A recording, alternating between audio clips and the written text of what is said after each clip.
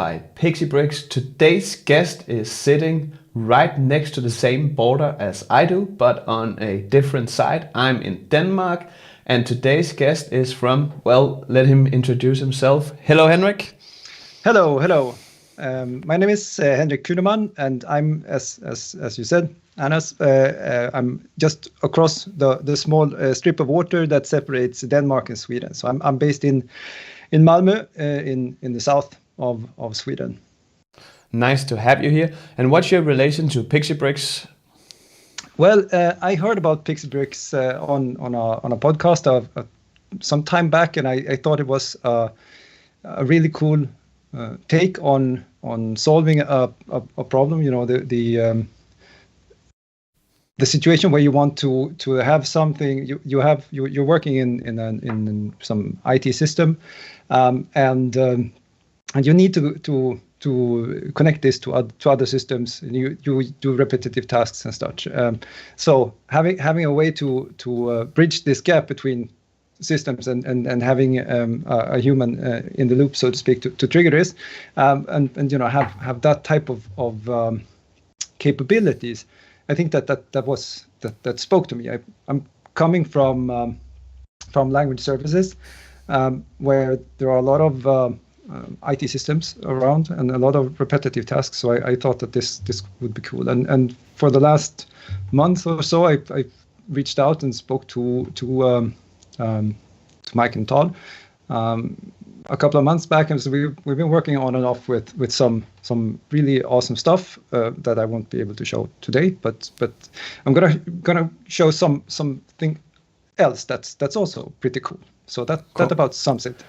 And all the other guests this week, they used PixieBrix as a productivity tool, and it appears you use PixieBrix for the same reason. Can you show us something, what's actually going on here? I'll love to see it. Yes, I'm gonna then try to share my screen here. Hang on for a second.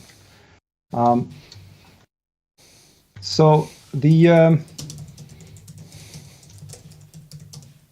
yes. Okay, I think that should do it, right? Yeah.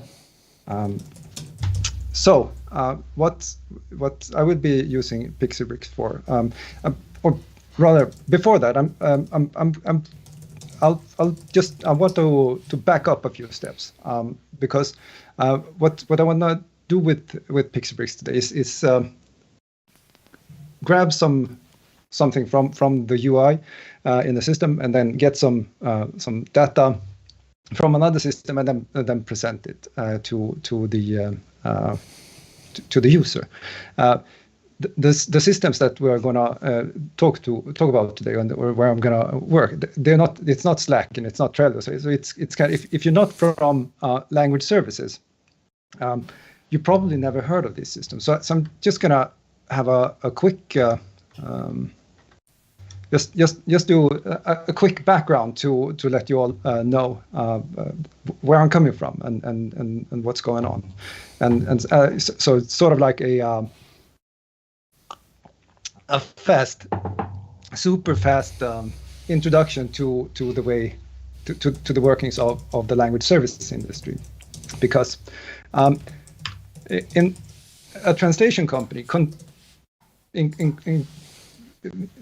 contrary to what you might think, a translation agency or a translation company today really doesn't. I mean, translations are a part of a really central part of what's of the service that's being delivered, but that's not the value that a translation company would actually add to the translation, the buyer of translations, or the buyer of language services.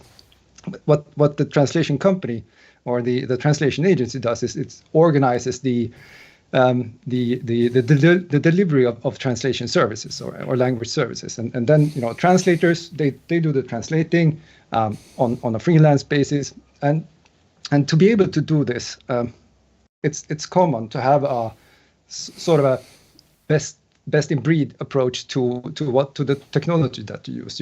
And then you would use a so-called TBMS, which stands for a Translation Business Management System, which is then one part of this. Where you have something like your translators, your clients, your price lists, all the administrative parts of the actual of organizing this the production. So it's basically a product management tool that's geared towards language services, and that has some CRM functionalities built in. The systems differ a bit, but that's the main the core of the functionality there. And then in relation, sorry. And we already had a question for you, Henrik. All right. And I promise that I will interrupt you with questions from the viewers, because that will make a great stream. So the first question is that Shivasumurugan, thanks for joining and thanks for the question. He or she asks, shall we use PixieBrix without API? I think what means here is that is it all about APIs in the PixieBrix, or can we also automate the UI? I think that's a question for Todd or for Mike. But in this particular use case, we will see it involves API calls and grabbing pieces of information from the UI. But I think you could probably automate the UI as well. And let me just briefly interrupt Henrik again here. This stream, I saw what Henrik did here today, so make sure you stick. This will get very interesting. It's somewhat advanced, but you'll learn a lot by watching the next hour here. So stay tuned. And back to you, Henrik. Yeah, thank you. And on the where the translators do the translating, it's called a CAT backend. And CAT stands for computer assisted translation, and that's where the translation stuff works. So what we're going to look at today then is a common, at least in Northern Europe, in Scandinavia, a common tech stack which employs then a system called XTRF. So it's the blue thing there in the middle. It's an X, it's supposed to be at least, XTRF, and then a CAT backend, or of a CAT system called Memsource. And these are both web-based systems like this. So this is XTRF, where the product management or where the administration goes on, and this is then the CAT backend. The thing then is that what happens in the CAT backend is really what you see in the product management system, and in this case in XTRF. But this applies to most other or all the other best-in-breed type systems that I know, at least. You don't have any real feedback on what the translator actually up to. So you have a pain point here where you are in full control of what's happening in the business management system, which is the main point of entry for the product managers, the translation product managers that are doing the overseeing and organizing the production. So this is what we're solving here then, to get the real-time data from what the translators are up to back into the translation business management system. And we do this using PixieBrix then. So PixieBrix will be set up to then monitor the user interface of XTRF. PixieBrix will then call the Yellownape Enrich API, which in turn will check with Memsource. Okay, do you have any matching projects? And if so, please give me all the data about these products. It will then the Yellownape API will put that together in a nice way, and you will and push it back to PixieBrix. And just let me understand everything, right? The Yellownape, that's a product you developed here, right? Yes, Yes. That's a custom based API that's free to use. You just have to register to get. You need an email address and you need to verify it, and then you're good to go. Of course, you need in order to use this, you would need XTRF and Memsource as well. But in addition to that, it's just about you register, you get the token, and then you go on. So let's look at how this would be, because the thing then.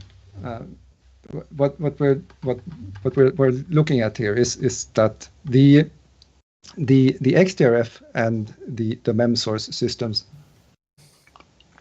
are they are integrated. So putting some data for translation in XTRF here will actually produce a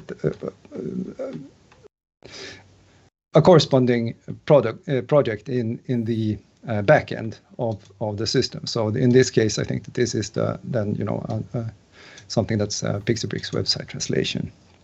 Yeah, so we have them here.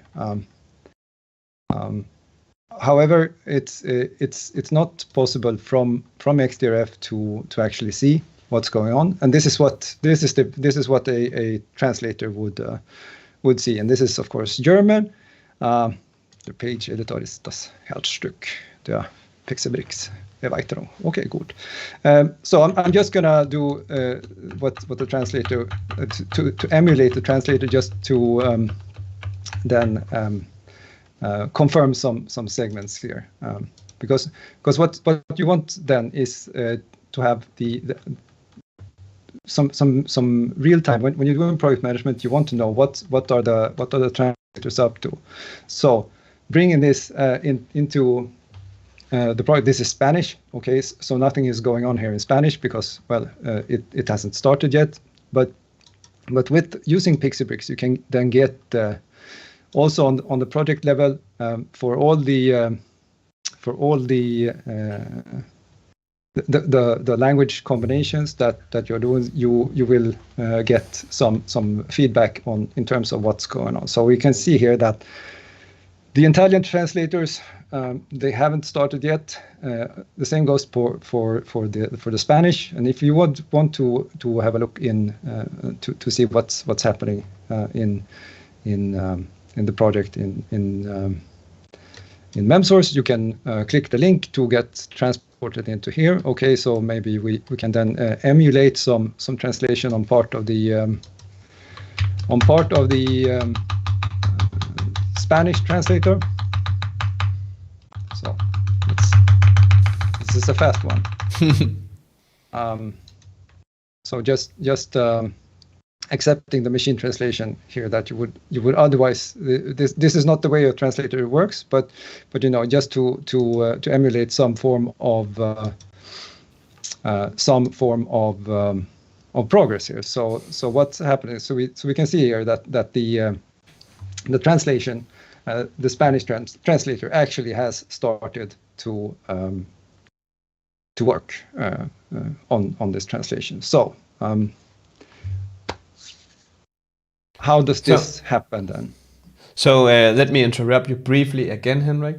So what you're using PixieBrix for here is this, you created this panel here so you can track the progress of the translations. Is that correctly understood? Yeah. To track the progress, to get a quick overview. I mean, obviously, if you when you're doing a lot of projects in as a translation project manager, you want to get a quick overview and you want easy access to, if you have to intervene, then you would not want to know. But for the most part, you want to know, okay, are the translator translating, or is something not working properly? So, and in this way, you can get a full view of the current standing of the actual project in the CAT backend, something that would otherwise require you to actually go to the respective projects in Memsource, and you can't really tell, even in Memsource,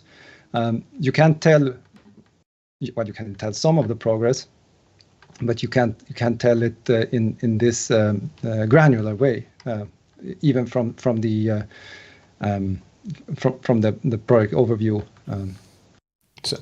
So what you did here was actually to something that wasn't accessible at all, or at least a lot of information that you should click around in a system called Memsource. Is that correctly understood? And then you said I create an interactive panel with PixieBrix, and there's a nice way to gather every information there, all the intelligence from the translations. Yeah. Yes, exactly, and this will work. Then it won't work for projects where you don't have any. This was an actual project. I thought that I had. Let's see if it's translation 2, test 2, perhaps. Something that wasn't started yet. This here you won't have a product, so here. For in cases where there is no corresponding project in the Memsource backend, you obviously won't get any data. But so that's how this works. And Henrik, I'll just briefly interrupt you again, because Ian, he asked in the chat that so you build your own bricks, and that's right, Ian. You build your own PixieBrix brick. You can customize them just as you want. And then he asked, where do I find suitable documentation guide? I can recommend PixieBrix, the webpage, and the Slack, which I will post a link to here in the chat. I got some automated buttons today, so I can just sit around and playing buttons. And that's all. Also, if you're figuring what's going on with the picture here today, I have a stream deck now, so I can switch between these things. Tell me in the chat if you think this looks okay, or I should get rid of it and go back to yesterday's look. I'll love to know that if you post that for me in the stream. And back to you, Henrik. Yes. So let's get building then. How do we do this? So what we're gonna have a look at first off the main functionality, the sidebar here, and then if we have time, which I think we will, because this is really not that complicated of a build. It doesn't have that many steps.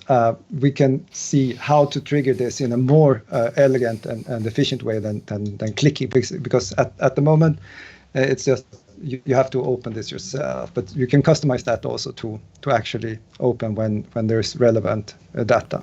Cool. And I'm simply so curious, Henrik, how do you make money when you say that your API is free?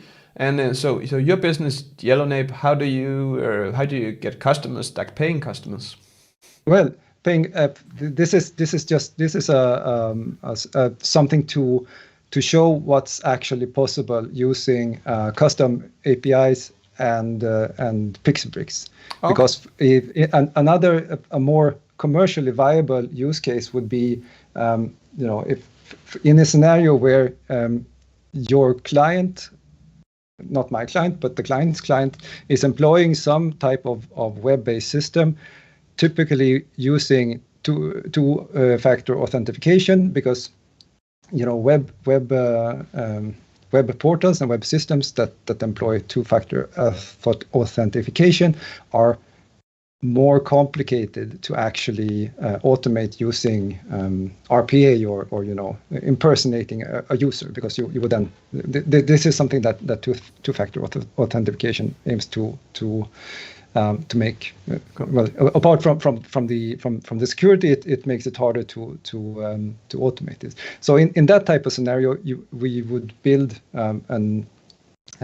something out with PixieBrix, create some custom API solution to do the data processing, and then you would take data from one system, process it, and put it somewhere else, and the other way around. So that is one way. That's really cool, and I'm really curious. Before we start building, Henrik, I need to know where did you find out about PixieBrix? How did you discover it, and what makes you think that this will be a good solution for my company? Well, I heard about it on a podcast called Formulated Automation, and this was some time back. And then it stuck with me because I had I saw these type scenarios where either there's two-factor authentication and you need to programmatically extract the data from some web portal and put it somewhere else, or you would have scenarios where it's not viable to create a full-on full-on type integration with the system, or you would want to have a project manager that actually pushes the button, because this what PixieBrix enables you to do is to have someone actually push a button to trigger some automation, and you know, without the copy pasting, and you can model that, you can get the data out, and then you can get hit the ground running, so to speak, with programmatically working with the data that's contained in a web interface, in a web setting. So that's the story. Cool. Thank you, Henrik. Well, so building this, we're just gonna have a look at what the current is, and then we're gonna do the entire process from start to end. So this the Memsource side panel, it consists of more or less, I mean, the sidebar panel, it's just the container. For this, it's the way to show this. It contains of a jQuery selector reader, and this is a way to target a particular part of the website. And in this case, I think you can use, if you're building this out yourself, you can use the selector to point at any part of the interface and get a selector for that particular element. So what this jQuery selector does is that it's targeting this the main title up here. That's what it's. Let's see if we can. It targets an ID that is called main title. So hashtag means that it's the attribute of the element is ID, and it's called main title. And one thing about using IDs is that they are unique on you can't have multiple. You can't have multiple elements with the same ID. So that's a good thing. So it grabs the content of this element in this case.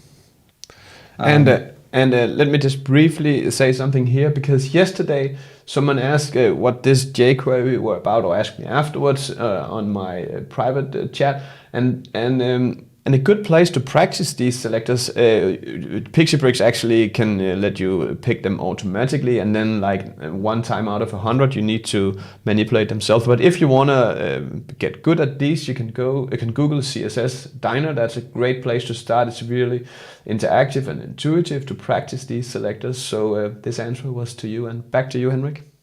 Yeah. Thank you. So it grabs the content of the title of the project. It then processes this using Regex, and this looks like gobbledygook, and in fact it is. But what this string does is that it looks at the content that comes from the title, and then hones in on these blank white space dash white space parts, because those are as far as the XTRF works, this is the pattern that you can recognize when you see that, okay, this first part, this is the project identifier, and then this is the language combination. Mm-hmm. This is then the name of the project, and this is the level of what you're doing. So, Henrik, what is this regex here? Can you explain that briefly to those of us who don't know what this code is? It can look very confusing, but what did you actually do here?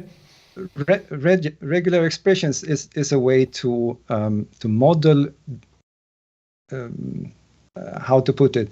To model certain patterns in text. So if you want to, if you can see that there is a pattern here, and the pattern is that this the title consists of a set of fields. Let's call them that, or columns, and they are separated by these sections of white space dash white space. So in this case, we have a pattern. We have identified the pattern. We just want to grab this, regardless of what's in it. We just want the first part of it. So we identify the pattern, and then this is then the corresponding part of that pattern, which is then the literal white space dash white space, and this part, it grabs the content before that. I mean, you can probably do this in a more elegant way, but this does the job at least. So if you want to do testing, there are a lot of resources online, like Regex 101, and there are many cool things that you can do with regular expressions.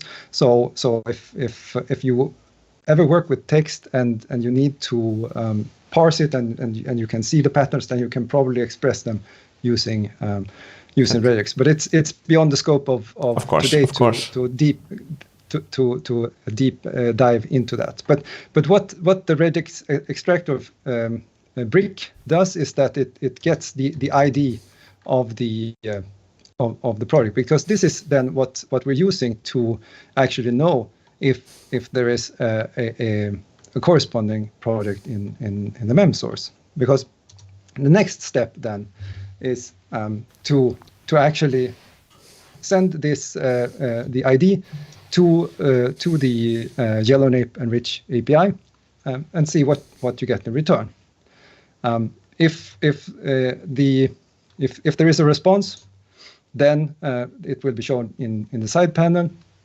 And if there isn't a response for some reason, it will show page not supported, like if you would try to open this here. I mean, there is no, the truth to the matter is that there is no element with title, main title ID here, so you can't get anything, but you will get a page not supported. So that's the way to do this. So I'm gonna. And how would you say, how long these 5 bricks here and the code and all that, how long did that take to develop? Well, I mean, the base functionality, like half an hour, but most of the logic is then in the API. But building this out, I mean, we can do. Let's see if I can get to close this. And to you out there, this is PixieBrix, a browser extension you can install for free by going to PixieBrix.com. And then this will install this, and you can easily just drag and drop these bricks in, and there's very little code experience needed. So if you are an RPA developer out there wanting to get started, this is a very cool tool. Yeah, indeed. So doing this from scratch, you would go. I'm just going to cancel this to have it. You will add a sidebar panel. So I'm going to create a new sidebar panel, and I'm going to call this live demo. So I'm going to give this a live demo name. So we have that there, and this is for the sidebar panel. So the next step is getting the jQuery selector brick to add it into this. I'm just going to navigate to another page where we actually have something to.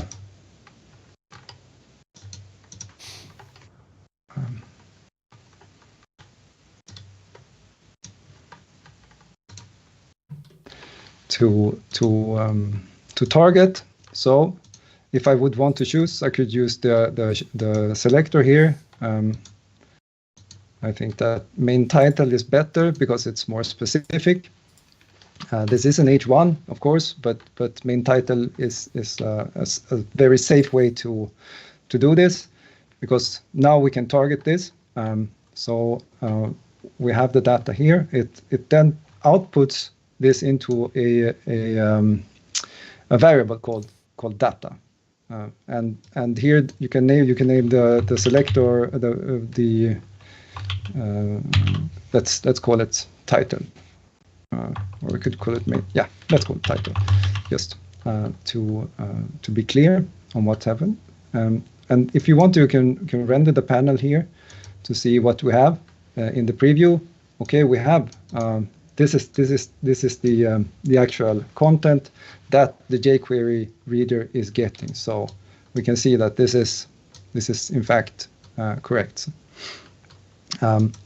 Now for the regex extractor, this I'm not gonna type this. I'm just gonna copy paste this, because this is actually the only thing that took time to getting the regular expression to work. It can be a bit fidgety. So this is but you can also get some feedback from the so we can save this. And also, of course, the regex needs some input, and this is from data here. So there's a fine you can copy the path to this to the data title. So we're gonna put that in here, and we're gonna save to just see what happens if we render this panel.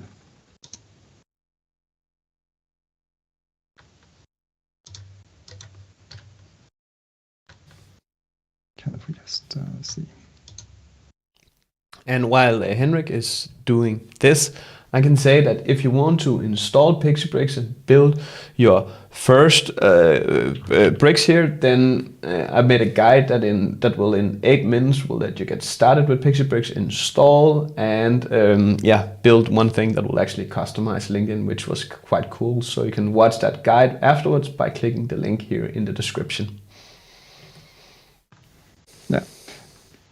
Yes, and I ran it now, the live demo. Okay, of course we're getting an error here because there's nothing rendered here, and this because we haven't built that out yet. But we can see here that what actually was extracted was then the this first part, which is as I mentioned with the regular expression. Mm-hmm. Here you have the section. It's divided into sections like this, and we get the data here. So it's 22/8. Good, and then the final step, or not the final step, but getting this to a HTTP request. We want to send the ID. The ID is to send the ID to the API. So in order to be able to do an HTTP request, you have to have a service. And I earlier today I did I tried to actually make the Yellownape Enrich service publicly available. I don't know if it worked. But it's there. Maybe it's out on the marketplace. Maybe it's not. If it's not, it's really simple to set up your own service. Of course, this is YAML. It could be you wouldn't write this from scratch, but the basic is that you can just create a new service and then point an integration to this. And this is, setting up this integration is something that you do in the PixieBrix administration part. So this is not in the page builder that you would have in the developer tools. But what you need in order to call it, we can add an integration here. To have a new integration called like build, and you would need an API key because you need to register. So getting that, you would get that from the Yellownape Enrich API. You would have to sign up. I already signed up for this, so I'm just gonna grab the password from my password manager here. So like so. Once you're logged in, you have this this possibility, and you need the API token to be able to get this to be able to access this, and it's as simple as generating the one. Obviously, this will be changed afterwards. But so configuring it, I'm going to put the API key in here, and there we have it. So it's the other one is also called live build. Let's see what's. Yeah, so it's that one. So I'm gonna call it number 2, so that we know which one is which. Going back here then, so we need to find probably need to reload the page for this to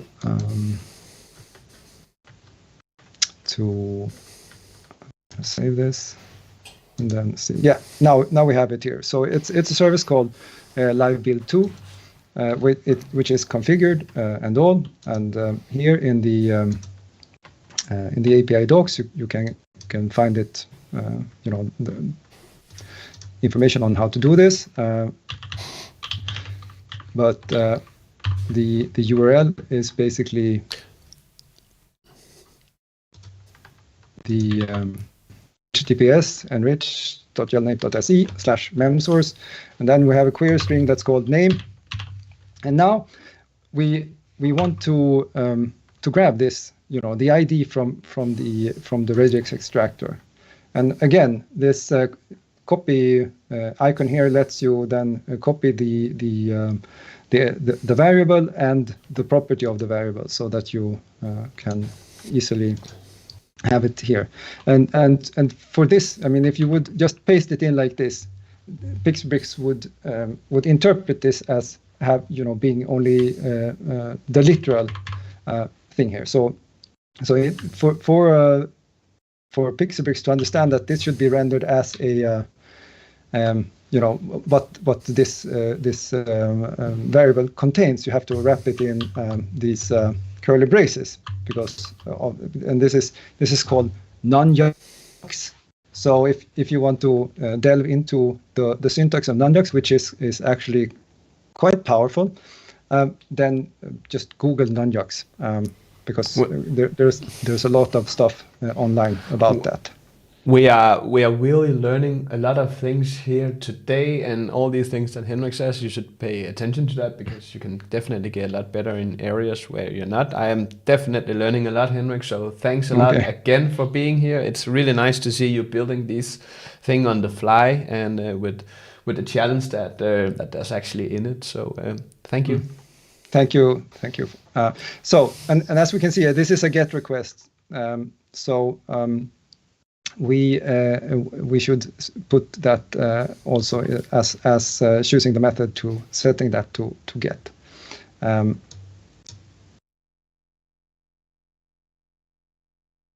Checking enable permissions, save extension. I'm not sure what that was about. While you do this, thanks Todd for being so active and helpful in the chat while Henrik is busy. So it's really nice to have your interest there.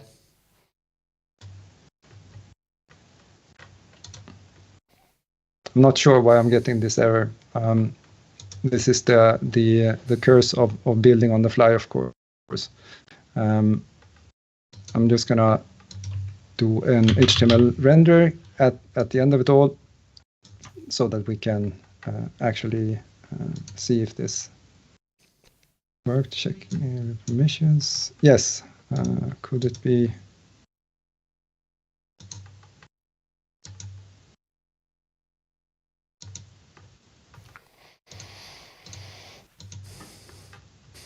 It would seem that it is somehow related to. Let's see if this works better. Yeah, so it has something to do with the service that I set up. Probably that it has the same name as when I did the dry run earlier today. Oh. So let's see then how this works. This is the old one. This is the live demo.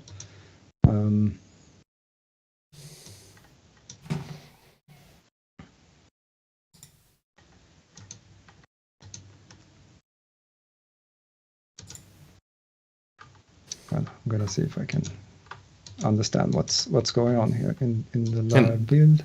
And I will just interact with the viewers meanwhile. And thanks to all you viewers showing up today. It's really a pleasure to see you and Henrik build, of course. If you want to, when you build these things and you want to get better, or you want to solve a specific problem, I can recommend the community Slack, which will be a lot of help. The whole product team is there to help you totally for free. I'll post a link in the chat now with my new automatic button. Hope it works. Yes, it did. There you go. That is the PixieBrix Slack, where you can get a lot of help. All right.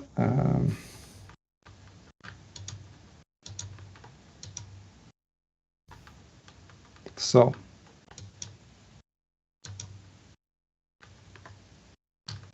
And while we work on this, then I can do some PR for the next PixieBrix session, which is in 1 week. That is with Automation Anywhere and PixieBrix the same time as today, just in 1 week. You can find it in the coming streams here at my channel, and I'll suggest that you pay close attention to that session as well, because as an RPA developer, there will be a lot of tips and tricks there as well. And back to you, Henrik. Did you fix it? Yes. I understood what I forgot, because obviously we didn't feed anything into the HTML renderer. So this is the output here is called response, and this should be rendered. And it's well, of course you can't render nothing that renders to nothing. So what we're seeing here, that now that we actually have a working live demo feed of this, you get no matching Memsource project was found. And this is, of course, because you need, for some way to for this to work, you also need to authenticate with Memsource. Memsource is not an open system. This is secret stuff. There are multiple layers of client data. So you also have to authenticate with Memsource, and you can do this from within or you must do this from within the Enrich API management dashboard, and you will then see if I can copy it from the password manager here.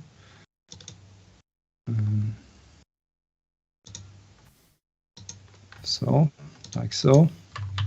So you have it there, and here you have the option to remember the credentials. These will be stored in both the username and the password will be encrypted. But in this way, you won't need to authenticate manually, because what happens, the way Memsource works is that you will authenticate with Memsource, and you will have a token that will be valid for 24 hours ish, depending. And once that token is expired, you need to re-authenticate. If you share your credentials, if you store your credentials, the Enrich API or the Enrich service will do that for you. But that's up to you, really.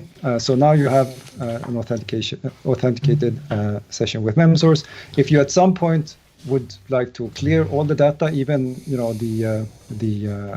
if you have a session going, because the session token is also stored in temporarily in the Enrich service, but you can at any given point in time you just clear the data and then you get nothing of it. And we obviously don't store any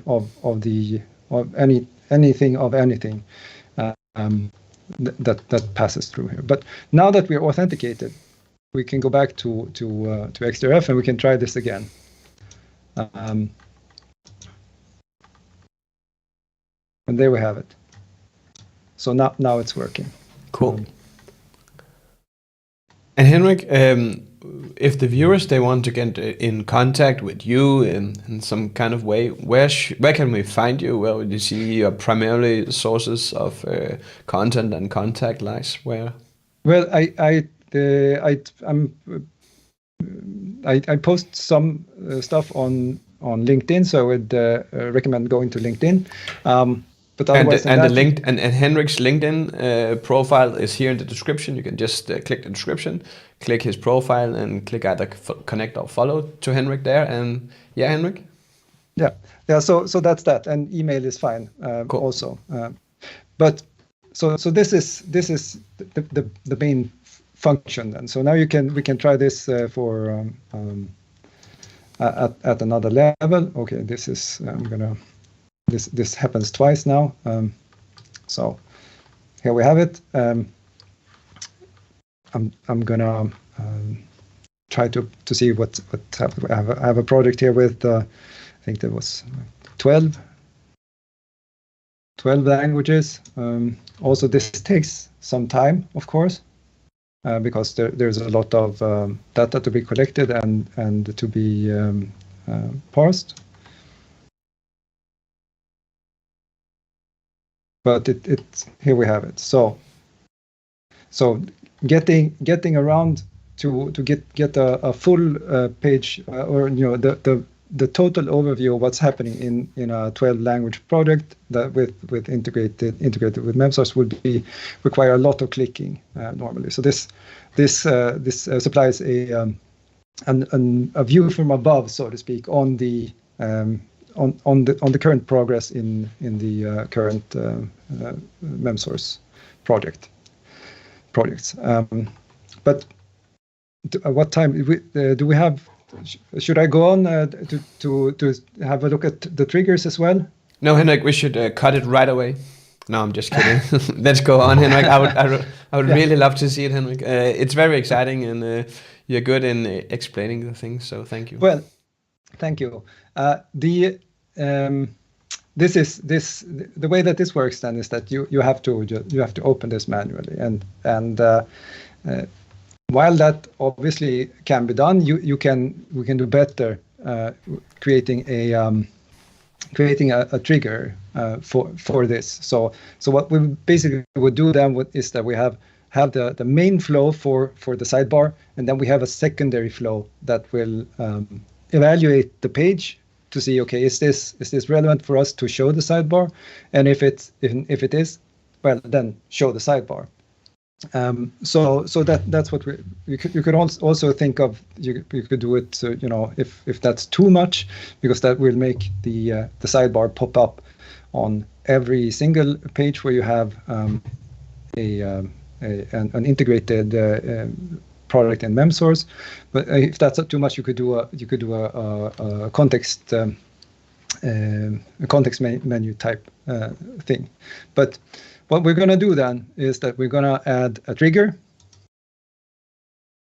So it's a live trigger, and some of the steps here are actually exactly the same as in design panel, because what we're going to do here is to have a look at the page to see, okay, do we have can we hone in on a project? I mean, is there actually a case to be made here? And is this is there a product in Memsource? And then if there is a product in Memsource, then we want to go ahead and actually investigate all the data from Memsource. So the same way we do it like this: we take the jQuery selector, we get the H1, but as mentioned, I'm going to take the main title. You can call this something else. You can call this anything you want. You can call the data also anything. Just let this be property for the moment. And we're going to do a regex extractor, the same one. So I'm just going to copy paste this. That's an expression you only write once, and then you make sure you copy paste that one in for each of the future iterations. Yeah, as long as it works, you copy that in. Yeah. So we're going to input the data property. But we're going to do some other stuff as well, because the regex extractor it puts out the extracted ID, We're going to take this extracted ID. We're going to do another HTTP request. And this is then the same.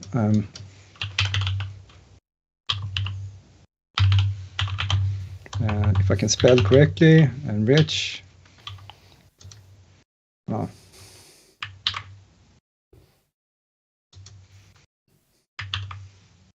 Lost connection with my keyboard. Yeah, I can see that. Yellow nape, and it's Memsource. And we're going to do a query string where we have test equals names, name equals, and then these the curly braces, and we're going to do the extracted ID. And but since we don't want to get all the data, we just want to know is there any data here to be fetched. There's another another name to be put. So we're going to set only check. Let's see. I'm going to go to the documentation to see what it's called. It's called check only. So it's a query string that's called check only. So not only check, but check only. I'm going to set that to yes. And this will tell the API to just check is there a project. So we're going to do the service, and we're going to do a GET request as well. I'm going to save this, because what this will return then is just a boolean, a true or false. Is if true if you get some hit, false if you don't have anything. And what we're gonna do then is to finish this off is to trigger to show the sidebar.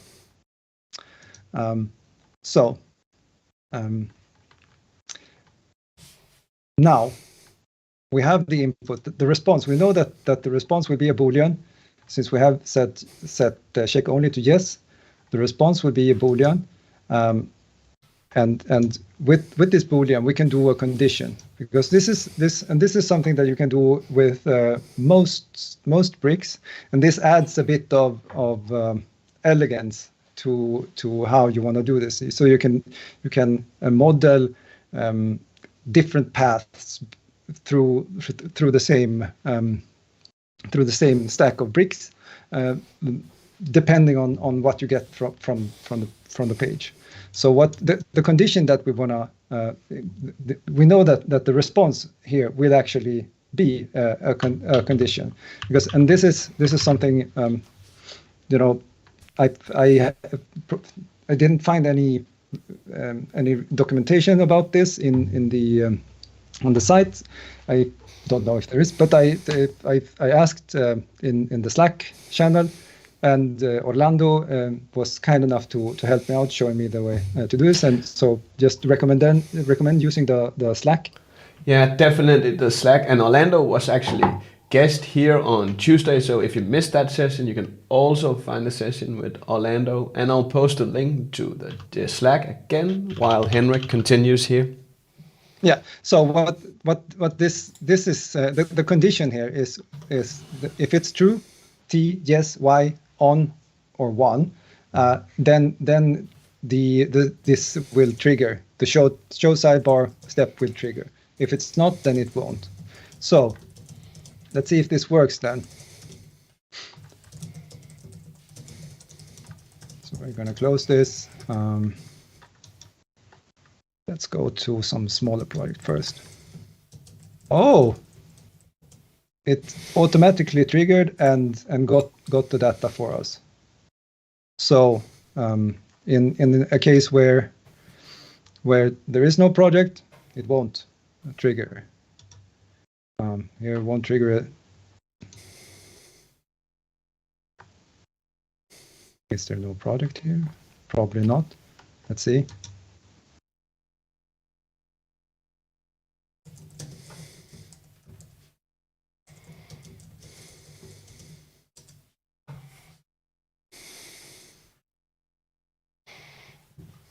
Mhm.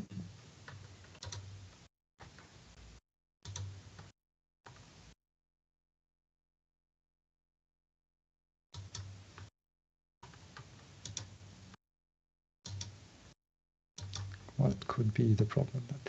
Well, let's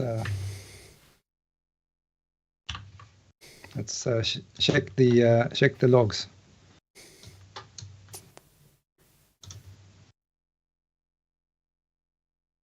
And good morning, Brian. Where are you sitting? I'm in Denmark, and it's actually evening here almost. It's oh no, it's 3 o'clock, but soon evening.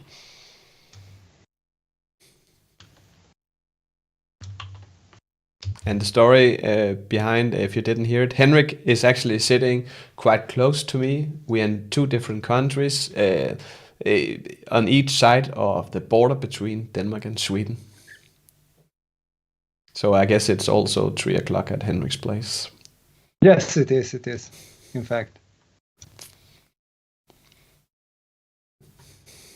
And what we're seeing here is PixieBrix. If you just joined, a lot of this can seem very complicated. That is because it's an advanced tool. We can go very advanced, but you can also build simple flows. I built some flows where I just customized LinkedIn, where we did some highlight things and that. And you can find these videos here in the description below if you want to get started with PixieBrix because these things that Henrik built is obviously a bit more advanced that we will start with. So a good place to start will be the beginner's guide here in the description of this live stream. And Henrik, how much coding experience do you got? And Todd is actually writing a tip for you, so I just wanted to, before you answer that, he says, if you click the run trigger button, you'll be able to see the output of each step. Yeah. And hey, Brian, Peru, that's a nice that we have people all around the world connecting. It's a nice world where we can connect in these streams and everywhere on the internet. For example, the community Slack from PixieBrix. And then Todd writes, for privacy, PixieBrix only logs data from individual steps if you have the page editor open.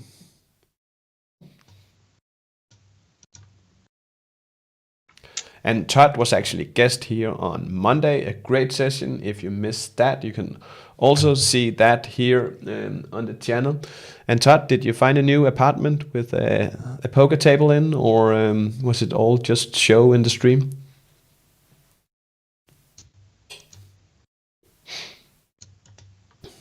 Well,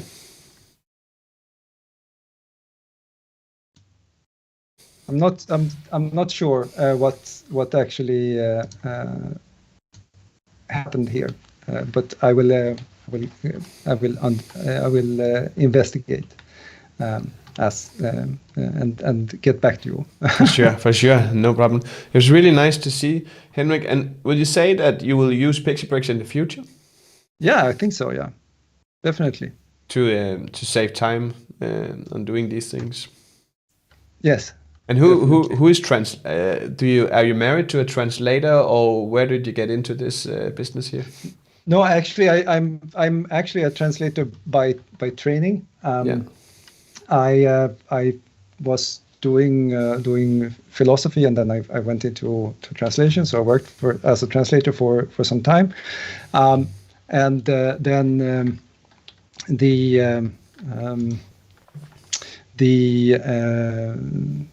I went from translation to product management, and then did technology for quite some time, and then since last summer I've been doing Yellowknip then. And that's Henrik's company, and that's actually explain all the books that you got behind you if you're a previous translator. Yeah, definitely. That's